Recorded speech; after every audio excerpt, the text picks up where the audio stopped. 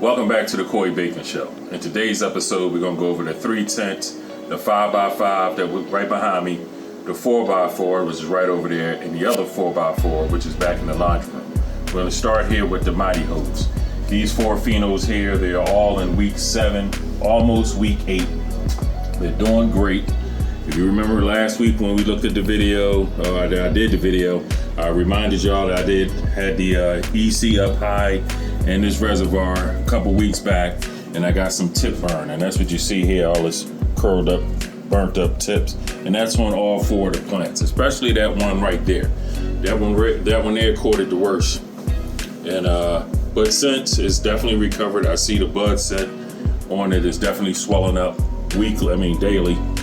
So the plants are fine. It just look ugly right now, but we're not growing leaves, we're growing buds. So as long as we keep this process going, we'll be fine. The funny thing about these, there's 4 different phenos here, phenos 1 through 4, and like I said, this is a Mighty Hose. And I think I mentioned this in last week's video. If you look at my stems here, on all these 3 here, it's nice and green. But this one pheno here, pheno number 1, he's got the red in the stem.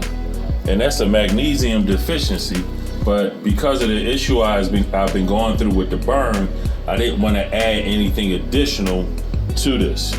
So that's just one of the little things that I found that I saw that could be a little problem later on. If you're trying to have a perfect run, that's one of the things you're trying to avoid, that kind of stuff there. But a little red in the stem ain't gonna kill the plant. Slows it down probably just a little bit, but not that much. But the other ones are doing fine. Can't wait for the next round with these same phenos, because if you remember when we first started this, I had the problem right before I had the surgery, and these plants stayed in the veg 2 weeks longer than it was expected. So that's how they got this big, this tall. I would prefer them to be roughly about the height of this trellis net here, the second trellis net. But hell, really, we could have probably put a third one up here. But the branches are real nice and stiff and strong, so I don't think I'm gonna need them in the coming weeks. Again, this is week 5. Week 5, yes, week 5 of this tent here. The other 2 are in week 7. So let's go over here and take a look at my problematic 4x4 tent. All right, over here with the behind the curtain 4x4. And I mentioned this last week and a week before that I was having problems with this. This is the Autopot tent. The other tent is AirCube. This one here is the Autopot. But this is the first run I've had with the Autopots. The Autopot was set up, days before I went into surgery. And I hurried up and got it, set it up, got it running, threw the plants in here, and thought I was going to have any problems with these plants whatsoever. But it's a little dialing in period that you got to do. And with most things that you do new growing cannabis, you got to dial in whatever you're trying to do, dial it in and get it perfect or get close to. And that's what I have to do with these girls here. I didn't know why I was having such a problem with, because I understand it is 4 different phenos here. This pheno back here, that's pheno number 2, was doing excellent. And then all of a sudden I started getting a curl. Didn't know if that was because of lack of potassium, overwatering. Just trying to dial in the watering has been definitely an issue for me. And again, when I put these in here, I had the surgery, so I wasn't able to come down here and stay on top of this and try different things to perfect it. So I'm right now, this round here is just a wing it. They're just in here growing. Now, like I said, this pheno number 2 is doing fine, and it's still growing fairly well. The leaves look like crap. But these other 3 phenos in here, especially these front 2 here, they were problems from the very start. And this one back here, I believe that's pheno number 4. It wasn't, look at that number. Yep, that's pheno number 4 back here. Doesn't look bad. I just feel like I ran it kind of rough. Didn't have a good run, so I really want to run this one back again because it has a nice bud set on it, and it's nice and dense, really dense. And the smell, the aroma is definitely what I'm looking for. But there's just that. It just, as you can see, got some yellowing in there. We're in week 7, pushing week 8. And these are going to go week 9. I might even push them 10 weeks. It depends. I will take a look at the trichomes. But yeah, these two in the back I'm gonna definitely run back again. These front two here, no, I don't like how the structure was. Even, I know a lot of this is my fault, but you can tell how the plant is growing and how tall it got. They're just gonna be kind of small, runny type plants. The buds now, granted, are nice and dense, just like the other ones. Hell of a smell on them, but I just don't like how it looks and how it grows. So the front two are going to be out, and the back two are going to get ran once again, and I have the clones for them already. But yeah, I mean, again, we're still pushing week 8, still growing buds. It's definitely not my best run, but we're going to get something out of here. And again, this is the first time I ran these Autopots, so the next round should definitely be a little better.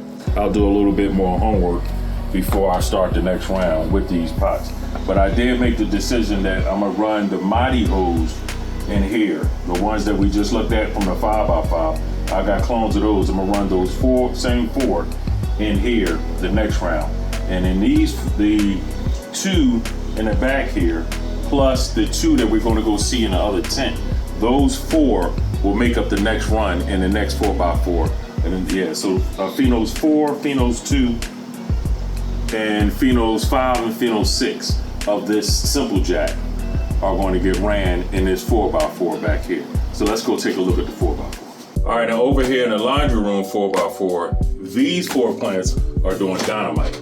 The whole run we had 0 problems with them. And they're on my drip system that I made. Now, the good thing is I've run this quite a few different times, so I know the system works well. Only thing different that I did this round is this is the first time I added nutrients to my reservoir. I normally, during feeding times, I would just top feed them. And also, back then when last time I was running this with the system, I was running soil. We're in cocoa now, so it's a little different. One issue that I did have during the process of running these with the drip system is this plant back here in the corner. My aerators, my drip emitter, got clogged up on this plant here. Luckily, I noticed that it was happening because every so often, when the plant is in the feeding cycle, I pull those emitters out of the medium to check and make sure that they're dripping. And that particular one, it got clogged up. So, especially the last 2 days, I've been hand watering this one here. But I'm going to take that emitter off there. You see the white tubes running off of the black. Pop right off. I can take them and soak them and clean them up and put them right back in. And plus I have about 20 more of those things. But let's get into the plants. The plants here are doing dynamite, as you can see. This is week 7, almost week 8. The bud set on here are dynamite. The smell, the density, the stickiness, all of that. This one here is the Mighty Ho Pheno number 5, and this is the only one that I don't have a clone of. So if I wanted to keep this, I would have to re-veg this plant.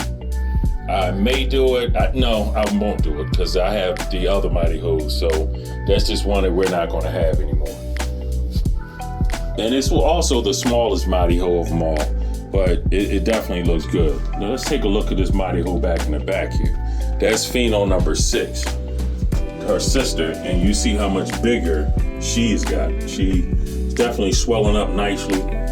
Like I said, we're almost to week 8. I think we got maybe like 2 more days and we're into week 8, 2 or 3 at the most. And we're going to take this all the way to week 9, 63 days. But she's doing fantastic back there. The 2 simple jacks, this is this one right here in the front, Pheno 6 and Pheno 5, doing marvelous, dense, definitely more citrusy, more of a citrus smell coming from the simple jacks, more gassy coming from the Mighty Hoes. But this tin here, 0 problems. I did overfeed these just a little bit. You can see the tip burn on it, but it was nothing significant.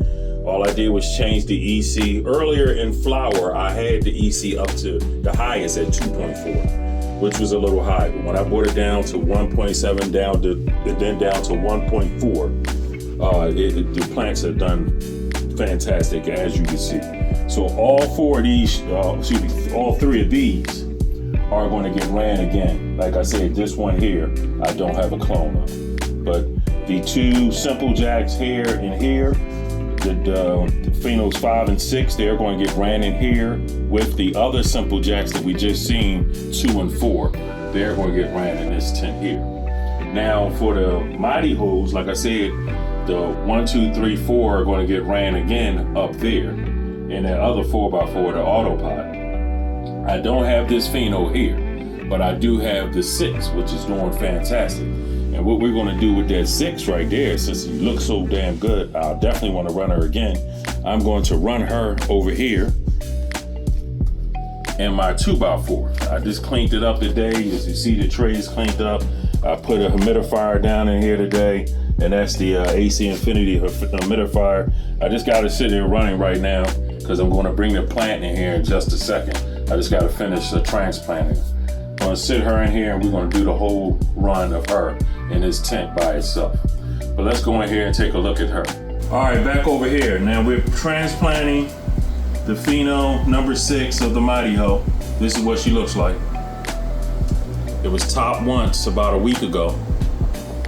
And as you can see, she's doing great. I'm gonna drop her out of this pot so you can see what the roots look like. They didn't get root bound or nothing yet. It was actually put in this pot on the 16th of December. Today is January the 3rd. So that's what the roots are looking like today. I'm spinning around. Nice system developing here. And if you was using AirCubes, do you notice that if you older growers, you know the not AirCube but the air pots or fabric pots, the root system doesn't spiral around like this. They just grow straight out and then automatically prune themselves off. That's how you get a bigger root ball. But we're not using the fabric pots this time. We're using this plastic bag. And this is a 5-gallon plastic bag. Plastic pot, excuse me, the bag pots. You've seen me use them in previous grows. It's been about a year or so since I've used one. Or 6 months, somewhere in there. Maybe last summer. I already filled it up with cocoa. Not filled it up, but put quite a bit of cocoa in here. About half of it is full. Now I'm about to come back and do the rest. But before I do that, I put my mycorrhiza on the root ball. And what I do to make sure it sticks to it, because it's nothing but little granules. What I do, I take my root ball and I use my spray gun. Pump this up a little bit. And I want my root ball to be a little moist so the mycorrhiza adheres to the ball. So I just spray it a little bit, the top, and I really want the sides to really get wet.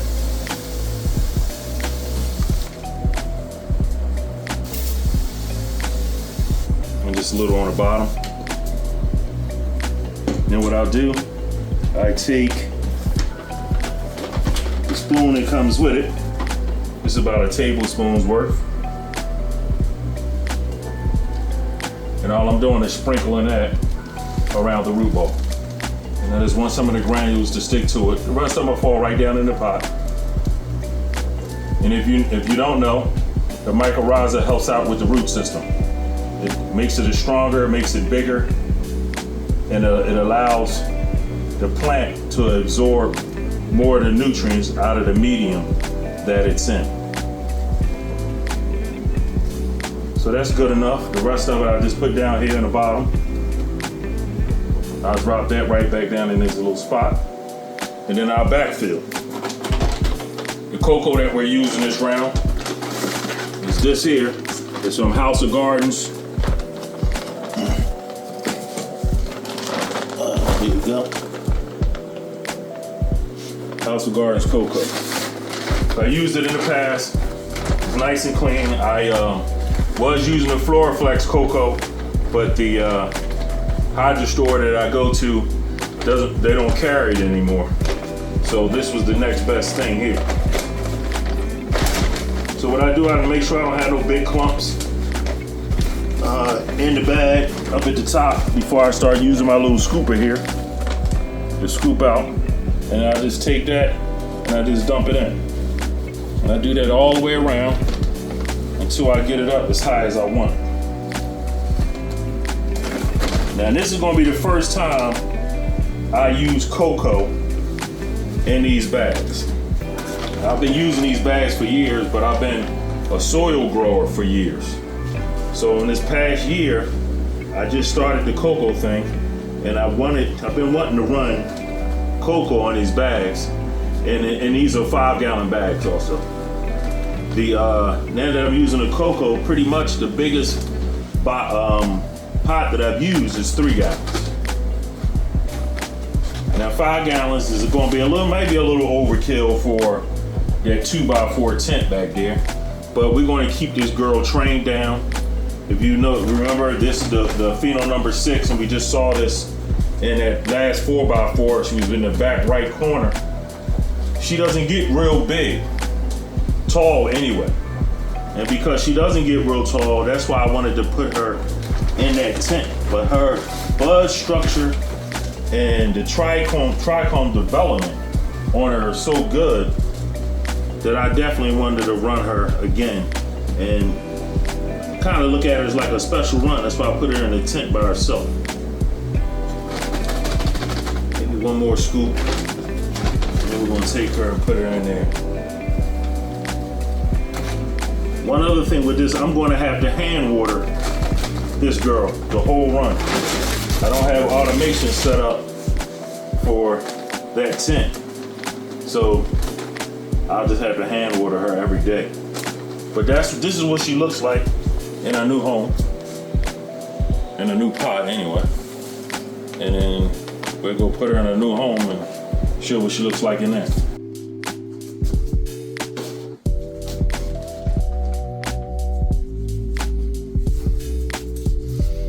All right, so here's the home for this pheno number 6, the Mighty Hoe. She should do very well in this tent. There's plenty of room in here. I have the humidifier in here running. I didn't set the parameters on the humidifier yet. I'm gonna do that because it's brand new, straight out the box. I would do an unboxing on here, but I'm not sponsored by AC Infinity, so I'm not gonna do an unboxing. I'll just show you how I got it set up, and I'll just tell you what the parameters are. You can see on the screen down there how you can kind of set this up, where you want to, how long you want it to run, when you want it to come on and go off, based on the humidity in the tent, so on and so forth. But I'll do all that and off camera. Don't need to get into that yet. Over here with this, now this needs to be watered. Now what I have to do now is come in here and pull out my veg. Oops. Pull out the veg newts, because I'm going to keep this. I'm considering this week 3 of flower. Week 3 of veg, this plant here. Because she was put in that 1 gallon cup on the pot on the 16th of December. Like I said, today is the 3rd of January, so it's already got a complete 2 weeks and into the 3rd week. So when I put it up here on my chart here, down here at the bottom, this is tent number 4 now. She's on week 3 of veg. So now I have to mix up week 3 veg on the using the FloraFlex chart.